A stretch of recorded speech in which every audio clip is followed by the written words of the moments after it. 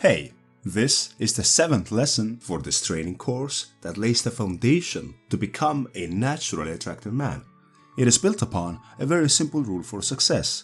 You watch each lesson and you continue to the next one only after you have done all the exercises in that lesson. The true power of this course lies on your participation. So, if you haven't been on this course from the beginning, then push the button on the top right corner right now. However, if you have, well, then let's continue with lesson 7.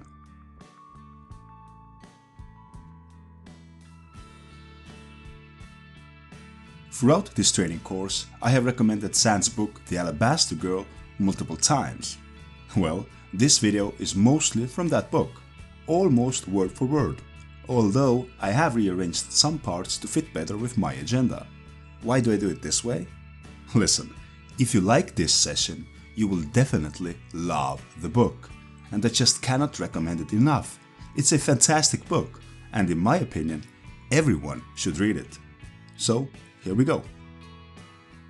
When a man meets a woman and wants to ask her out on a date, he usually does it by, well, asking, would you like to get together sometime? Or, are you free tomorrow evening? Or, do you have any plans for this Thursday? On the surface, these questions all seem innocuous and normal, a good thing to do. It's better than doing nothing, right? However, he is still, hat in hand, asking. I don't ask for anything. I make statements. Big difference. With ease and delight and a sparkle in my eye, I will say, it was nice talking to you. I would like to see you again. Or, cancel your plans, sweet girl. Let's get together tonight. Or, I'm going for a coffee if you care to join me. All of this is presented as what it is, a pure and honest invitation.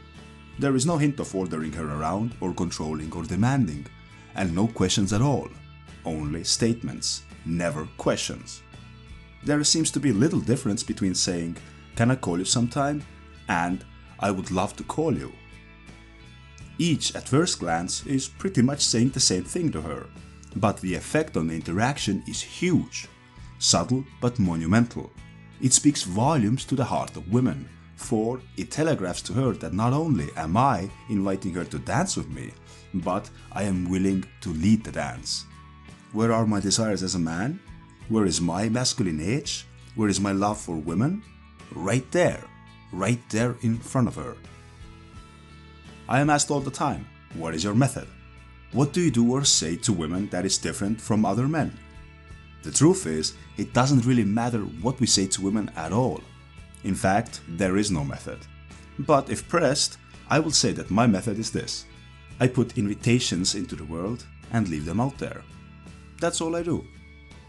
Putting invitations into the world is the essence of how I interact with women. Life is a dance, and I am inviting her to dance. If she accepts, then I am inviting her to shine. I will not grab her hand, lift it up and spin her dizzy round and round by force.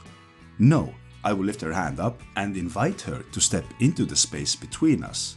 An invitation to twirl, to be the beauty, to wow the crowd.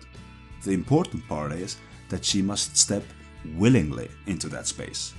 I extend an invitation very early in the interaction, sometimes even as my opening line. I will always say it with a smile, with delight and without apology.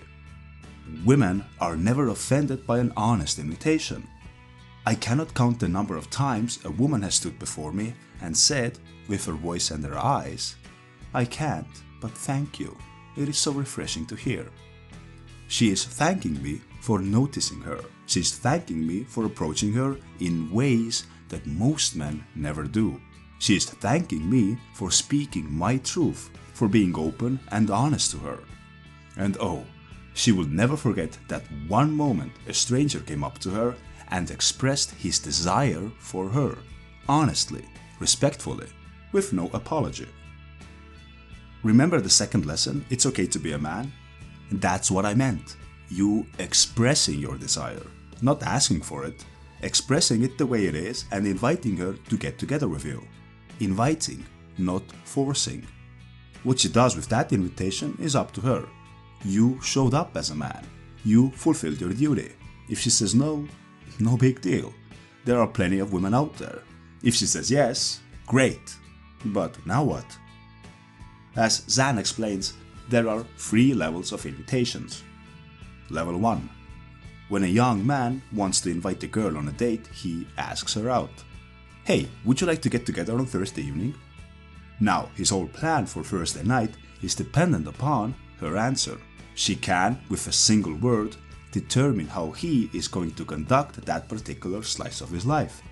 A yes will set him scruffing off in all directions at once, excited, nervous, and making plans. He now has to create a date that is better than all the other dates she has been to. A no will return him to his former state of equilibrium, to do whatever he was going to do anyway. You could say that she is the arbiter of his fate for that particular Thursday evening. You could even say that he gives her that power. Level 2. As he gets older, experience or advice teaches him that it's better to already be doing something interesting and then ask her to join him. Hey, my friends and I are going to a concert on Thursday. Would you like to come with us? He discovers that this is much better than just asking her out and then trying to dream up something to fill in the time slot.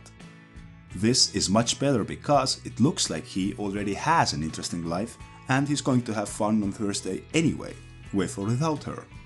You could say that the only power he is giving her now is the power to enhance, with her presence, what he is already doing. Yes, this is much better.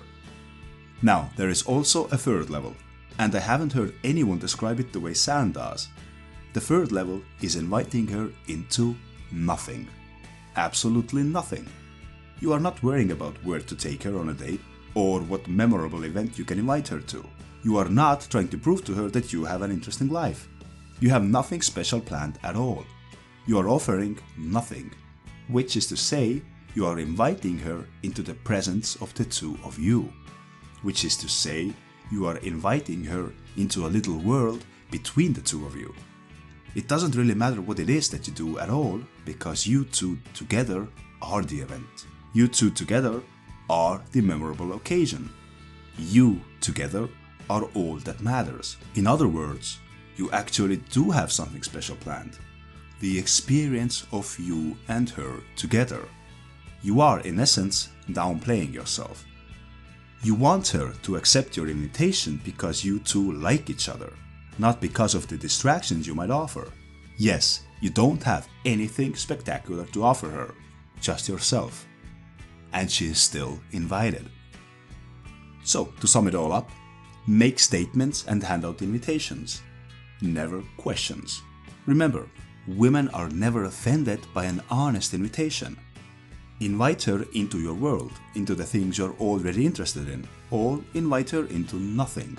Invite her into being together with you. You two are the event. I believe that between level 2 and 3 of inviting women to dates is where you should be operating. So for this session's exercise, you will start planning a little ahead in these directions.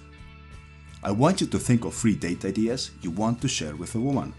Something you already like. These 3 should become your default things to fall back on, and at least one of these should be something where you don't have to spend any money. Remember, these date ideas don't have to be spectacular. Write them down into your journal. This shouldn't take you more than 5 minutes.